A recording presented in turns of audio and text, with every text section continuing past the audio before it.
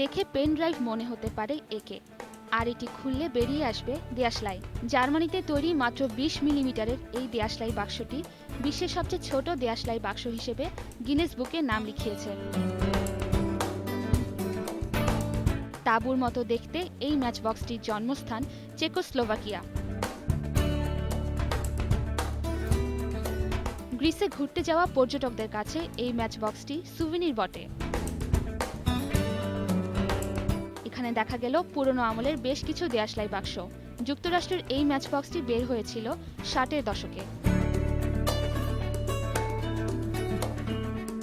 বাংলাদেশের এই দেশলাইগুলো বেশ পুরনো, আছে এখনকার ম্যাচ বক্সও। সামান্য দেশলাইয়ের বাক্স যে শিল্পের রূপ নিতে পারে তা বোঝা গেল শাকিলের এই দেশলাই দুনিয়ায় এসে। শুরুটা শখের বশে হলেও বিশ্বের নানান দেশের বর্ণিল আর বিচিত্র দেশলাইয়ের বাক্স সংগ্রহ করাটা এখন তার নেশা। আমি যখন অনেক ছোট আমি দেখতাম আমার বাবা বিভিন্ন ধরনের জিনিস সংগ্রহ করতেন। তার মধ্যে ছিল কয়েন, বিদেশি টাকা এবং ম্যাচ বক্সও ছিল। তো আমার বাবা বাড়ির বিভিন্ন জায়গাতে, বিশেষ করে আমাদের ড্রয়িং রুমে একটা সেন্টার টেবিল ছিল অনেক বড়, উপরে কাচ দেওয়া ছিল। তো ওটার নিচে আমার বাবা ওগুলোকে ডিসপ্লে করতো। বাবার কিছু কিছু ম্যাচ আমাকে উনি দিতেন, যেগুলোকে আমি নিজে আবার গুছিয়ে রাখতাম আমার একটা বক্সে।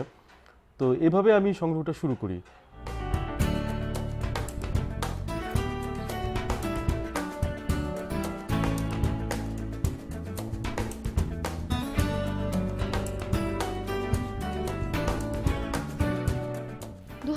সাল থেকে সংগ্রহশালাকে সমৃদ্ধ করতে ব্যাকুল হলেন শাকিল।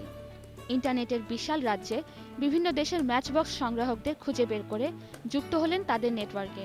এখন তার সংগ্রহশালায় আছে প্রায় ১৩,০০০ ম্যাচবক্স। এগুলো সংগ্রহ করতে গিয়ে জ্ঞানের ঝুড়িটাও হয়েছে বেশ সমৃদ্ধ। ঠিক ম্যাচ বক্স বলা যায় না, ম্যাচ বক্সের থেকেও সামথিং আরও আছে কিছু, মোর দেন ম্যাচ বক্স।